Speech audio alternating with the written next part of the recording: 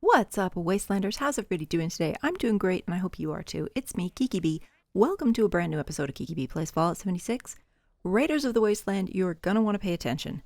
Today we're continuing our tour of prime Appalachian real estate with a collection of my favorite Raider-themed camp spots. As an added bonus, most of these also have actual Raider NPCs to stand around and insult you all day and give your camp that nice, passive-aggressively lived-in feel that we all strive for. Before we get started though, make sure you're subscribed and you've turned on channel notifications so you never miss out on a video, and if you're looking for a little change of pace and some silly entertainment in the wasteland, check out our new series, The Backseat Gamer Show, where I'll be commentating and generally being ridiculous while my teenager plays Fallout 3. There's a lot of banter and reasonably wholesome fun. New episodes come out on Fridays, with Fallout 76 videos now going up on Mondays and Wednesdays, so give it a look and see what you think. And if you love what I do here and you're interested in supporting this channel, why not join our growing Patreon family? Head on over to patreon.com/KikiB or click on that link down in the description to find out more and learn how you can get your name in the credits of my videos. And of course, join us over on Instagram at KikiBPlays. We would love to see you there. Now that we're all ready to go, let's take a look at these camp spots. If you saw my Raider karaoke bar video, which would surprise me because not a lot of people did, then you'll recognize this spot.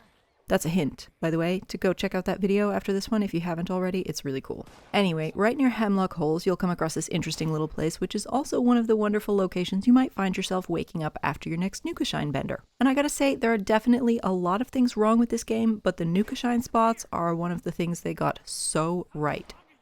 Maybe I should do a video of those. But back to the actual point here, which is that this is a really great spot to build and has some nice amenities, including a free Tinker's Bench and a small generator that you can hook up to for free power, and a stage that works better than the performance stage prefab.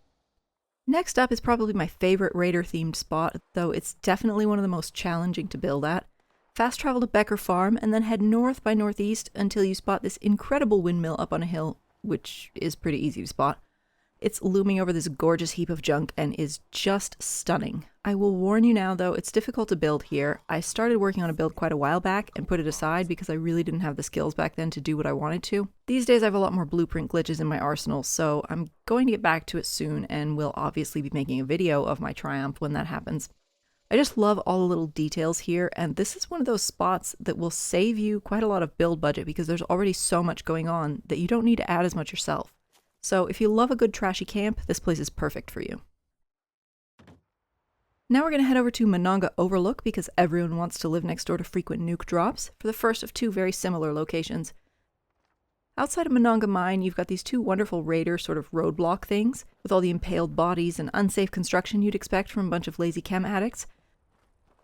This first one has some lovely automobiles and automotive accessories, and is also a spawn point for some super mutants, so you can get in regular target practice from the comfort of your own ramshackle home whenever you like, and they can get in regular target practice shooting your crops to remind you that it's pointless to plant the damn things and you should just buy your adhesive in bulk instead. I've built here before and really loved it. This great little bridge makes a perfect entrance, and you've got a nice little shack over here with Jangles the Moon Monkey curtains that makes for a cozy little boudoir. All you need to do is throw a mattress or sleeping bag down on the existing disgusting insect-infested mattress, and maybe add a light or two and you're all set. And despite all the stuff that's already here, you still have plenty of space to build to your heart's content and add all kinds of your own crap to the general mess. If you continue east along that road, you'll come to the second spot, which is even closer to the mine and therefore even more likely to get nuked regularly. This one is a bit different from the first, mostly in terms of layout and clutter, so you can choose which flavor you like best when deciding where to build. The road here is mostly clear, and a lot of the clutter has been moved to the side because there are actual Raider NPCs living here as well. So if you prefer a more settlement-style camp, this is the place for you. Add in an ally and you'll have 3 NPCs roaming about, annoying you so much that you want to slip out to buy cigarettes and never come home again. But generally, it would make for a great Roadhouse location, maybe with a bar and a busy player vending area. And if other players are a bit more careful with where they let those bombs fall, you and your team could come back here after slaughtering Earl and his army of glowing golems to repair your explosive Gatling plasmas and throw back a drink or two to celebrate your mastery over the bullet sponge and his minions. Also, these raiders seem somewhat less lazy and less interested in kicking metal boxes than other raiders you meet in the wasteland. They are more than a little entitled and territorial though, so feel free to just straight up murder them. Nobody back at Crater will even blink an eye, because according to my good buddy Raider Veteran, if they send you out of Crater, it means you're disposable. And apparently the food there tasted like radioactive dog shit, so I'm told. Now we're going to head over to Top of the World, and just to the northwest of the actual map marker, there is a great spot. It's got some NPCs who don't let you walk about out of fear but respect, and a really nice windmill. I'm not sure how this one actually functions because these sticks don't look like they'll be catching much wind, but I guess that's what I get from living in the Netherlands for almost 15 years now. This one's a bit more solid looking and a bit tidier than the other windmill, presumably just because there are more NPCs here and that one lone guy on that junk pile just couldn't manage much all by himself. This windmill also serves as a nice watchtower and is much easier to build around and up against because there's less crap lying around. So if you're looking for a less frustrating windmill build, you're welcome. The views from up here are great, and you have lots of free space around the existing structure to build as well. We're about halfway through our tour now, folks. Just to the south of that spot, we've got a lovely open area with lots of cable cars and Raider-style spiky canopies and rusty metal cage things. That's just perfect if you're looking to do more of your own building, but still add some nice Raider flair to the whole thing. The area here is pretty flat as well, so it's fairly easy to build on, and you have a lovely sort of overlook area with these cute wooden guardrails that have about a 60% chance of keeping you from stumbling off of the cliff in the middle of the night when you're so drunk you can't feel your feet. And since there are no NPCs at this location, you can finally get some much needed solitude so you can drown your sorrows in Old Possum all day in peace. Up on some cliffs above the new Appalachian Central train yard, we have a cozy little campsite with a couple of raiders and some berry plants and random meat lying around and some lovely decor. You get a free cooking station and some nice food, both animal and vegetable, and, dead trees. Inside the tent, you can grab some junk every day, and while there's not a lot of open space around, it's a great location for the raider who wants a quiet, cozy place to come back to after a long, hard day of murder and robbery. This next spot is really unique and interesting. The easiest way to get there is to travel to the Nuka-Cola bottling plant and then head east along this road until you come to this red truck whose driver may have been experimenting with jet at the time and clearly forgot to buckle his seatbelt.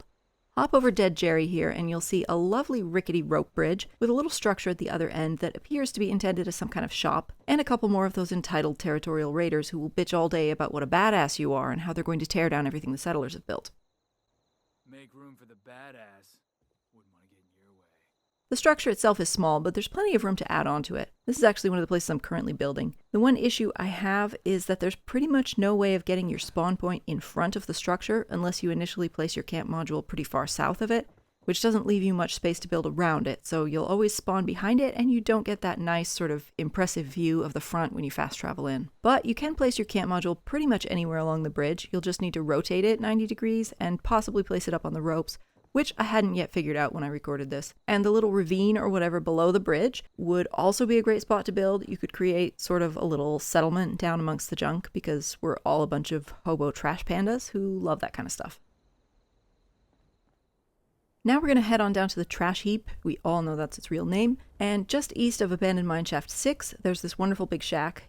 Yes, this one was also in my houses camp spots video, but it really belongs in both, so just deal with it.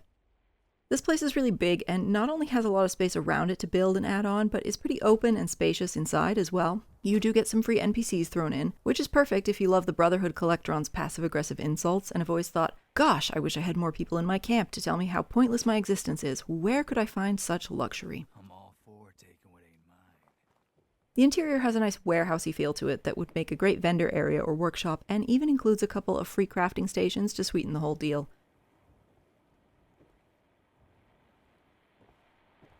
Gotta love getting stuff for free. See, Raider Survivalist gets it. Haven't learned that yet. If that's not enough, the rotting green corpse slumped over the stairs will surely convince you that this is the perfect home for you. The place even features a desk with a damn typewriter on it, because if we can't place junk items in our camps, we'll just have to find camps with junk items already in them and hope our visitors don't steal them all. You'll need to use single item blueprints or rugs to place stuff inside, by the way, unless you like tearing your hair out and screaming in frustration all day. This next spot is a small, simple one, but it's unique and has an NPC. North by northwest of General Steakhouse, you'll find a lone raider who is clearly king of this trash pile. It's got some interesting junk and could be fun to build around. It has the added bonus of being one of the easiest spots in the bog to build, because it's surrounded by this flat mud instead of all the irritating winding channels that plague the rest of the region. Yeah, that's all I have to say about that. Last stop on our tour, travel up to the pumpkin house and turn to the north and you'll see this little roadblock with some nice spiky poles and lots of junk and cages and stuff. If you have the junk fences, you could use them to expand the blockade, and any of the various tire decorations or spiky concrete barricades would be icing on the cake. The highway is nice and wide and perfect for building on, and in true Raider fashion, you can pop down to steal your neighbor Jack's pumpkin pies whenever you want. By the way, special thanks goes out to my buddy Aaron for showing me a few of these spots, because even after 3.5 years playing this game, I still haven't seen everything.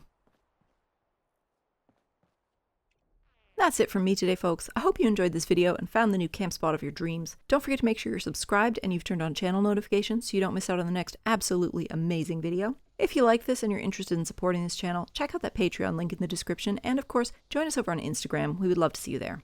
And with that, folks, take care of yourselves, be good to each other, and I will see you in the next video.